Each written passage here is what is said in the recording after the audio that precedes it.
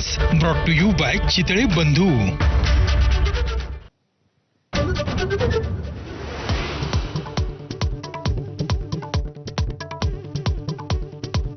स्थानिक स्वराज्य संस्था स्वबळावर लढवण्याची भाजपची चाचपणी.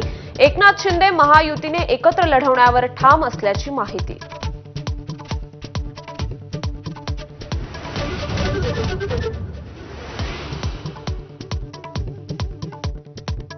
चंद्रशेखर बावनकुळेंच्या घरी धनंजय मुंडे आणि सुरेश धस यांची भेट.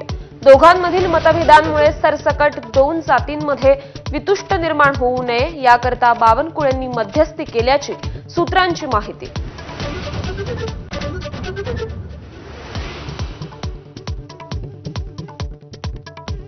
धस आणि मुंडे आपल्यासोबत 4.5 तास होते. चंद्रशेखर बावनकुळेंची माहिती. सुरुवातीला खंडन करणाऱ्या सुरेश धसांकडून अखेर भेटीचा तपशील जाहीर.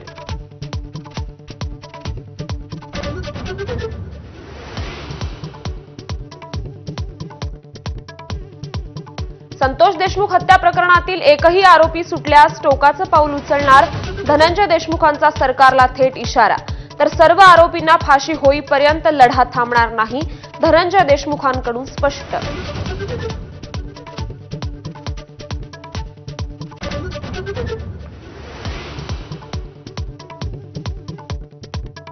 ठाकरेंना धक्का दिल्यानंतर एकनाथ शिंदे आज रत्नागिरी दौऱ्यावर.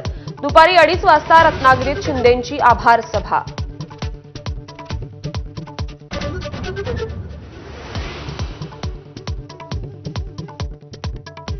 नाशिकमध्ये मनसेचे 20हून अधिक पदाधिकारी कार्यकर्ते भाजप प्रवेश करणार.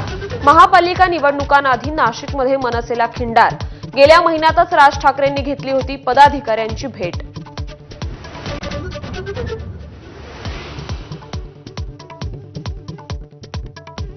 एकनाथ शिंदेंच्या ठाण्यात गणेश नाईक घेणार जनता दरबार. 24 फेब्रुवारीला ठाणेकरांच्या समस्या आणि तक्रारी ऐकणार. भाजप पक्षवाढीवरही नाईक लक्ष देणार.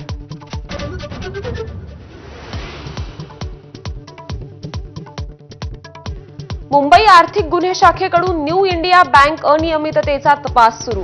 बँकेच्या प्रतिनिधींचे जबाब नोंदवण्याचं काम सुरू.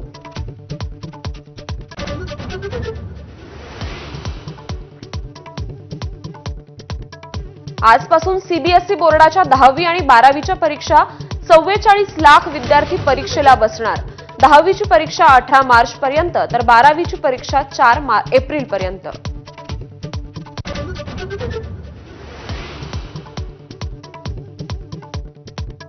शनी शिंगणापुरात शनिदेवाला ब्रँडेड तेलानेच अभिषेक करावा लागणार. भेसळीच्या तेलामुळे शिळेची झीज होत असल्याचं उघड. 1 मार्च पासून निर्णय लागू.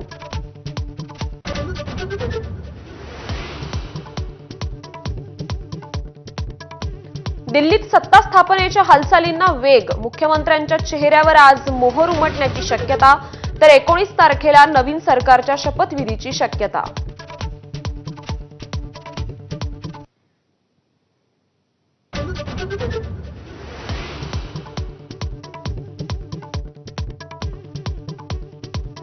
अमेरिका आज आणखी 119 बेकायदेशीर भारतीय स्थलांतरितांना करणार हद्दपार.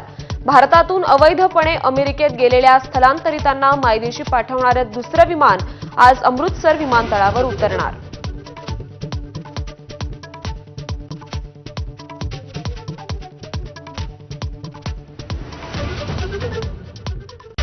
Headlines brought to you by Chitale बंधू.